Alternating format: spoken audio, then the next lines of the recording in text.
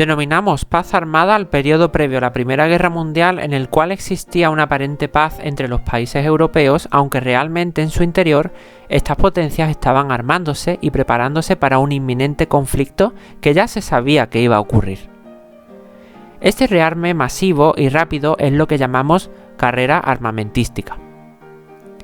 Desde 1870 y tras la unificación alemana, Bismarck había tejido un complejo de alianzas llamado los sistemas bismarckianos. El astuto canciller pretendía básicamente aislar a Francia e impedir que se levantara de nuevo tras la derrota aplastante que sufrió en la guerra franco-prusiana. Para conseguir su objetivo de aislar a Francia, Bismarck diseñó este sistema diplomático en el cual Alemania, Austria-Hungría y Rusia firmaron la Liga de los Tres Emperadores.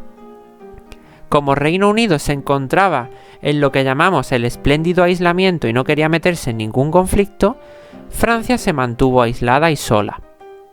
No obstante, muy pronto los intereses de Austria y de Rusia van a chocar y confluir, porque ambas querían una salida en el Mediterráneo por los Balcanes. Por lo tanto, Rusia abandonará la Liga de los Tres Emperadores y se unirá a la Triple Entente que ya sí que van a conformar Francia, Reino Unido y Rusia. Esto ocurrirá en el año 1907. Alemania y Austria, por su parte, formarán la llamada Triple Alianza junto a Italia.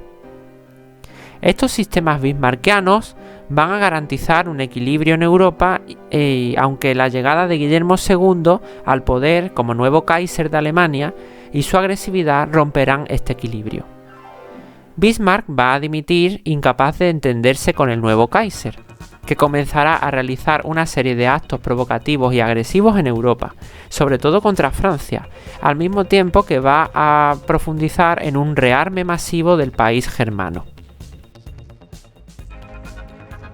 A todo este conflicto tenemos que sumar el deseo de revancha de Francia, que quiere vengarse de las derrotas franco-prusianas y recuperar Alsacia y Lorena, que la tenían los alemanes. Alemania también va a empezar a rivalizar con Reino Unido, ya que ambas van a empezar a disputarse el poderío en el mar. La rivalidad entre las potencias europeas coloniales van a ir aumentando, dado la ambición de todas ellas en poseer más y más territorios en África y en Asia. Esta rivalidad tendrá sus puntos calientes en China, pero también en Marruecos. En Marruecos se van a producir las llamadas crisis marroquíes. Marruecos era un protectorado que había sido repartido en la Conferencia de Algeciras de 1906. La mayor parte se la había llevado Francia, y una pequeña parte al norte, España. Alemania, que había llegado tarde al reparto colonial y estaba celosa de que no tenía tierras en África, va a comenzar una serie de provocaciones, sobre todo contra Francia. En una de estas provocaciones, Guillermo II desembarcó en Tánger, donde fue aclamado por la multitud, y prometió a los marroquíes ayudarles a librarse del poder francés. En la segunda crisis marroquí, llamada también la crisis de Agadir, Alemania envió un acorazado, el Panther, apuntando a la ciudad costera de Agadir, en teoría para defender a los ciudadanos alemanes que allí vivían, porque la ciudad se encontraba en una rebelión.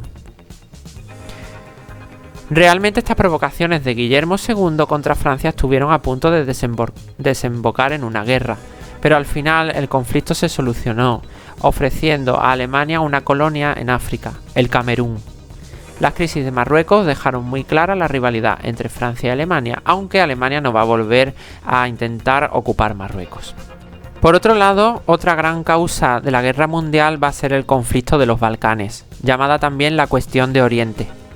Los Balcanes era una zona muy rica y disputada, conformada por países jóvenes que se habían independizado recientemente del Imperio Turco Otomano. Tanto Austria como Rusia deseaban una salida al mar por esta zona, por lo tanto estos dos países van a entrar en rivalidad. Las guerras balcánicas van a enfrentar a estos países jóvenes entre sí, apoyados tanto por Austria como por Rusia, dependiendo los intereses de cada una de ellas. Es decir, estamos viendo que Austria y Rusia se están enfrentando entre sí en los Balcanes, pero a través de pequeños países, mientras que el Imperio turco ve impotente cómo retroceden sus territorios.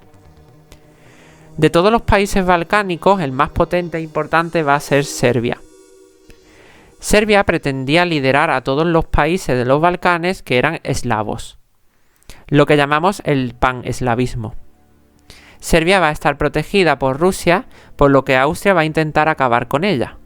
En un intento de acercarse a Serbia, Austria conquista en el año 1908 Bosnia y la anexiona al Imperio Austrohúngaro. Los serbios sabían que los siguientes eran ellos, así que se van a poner en alarma.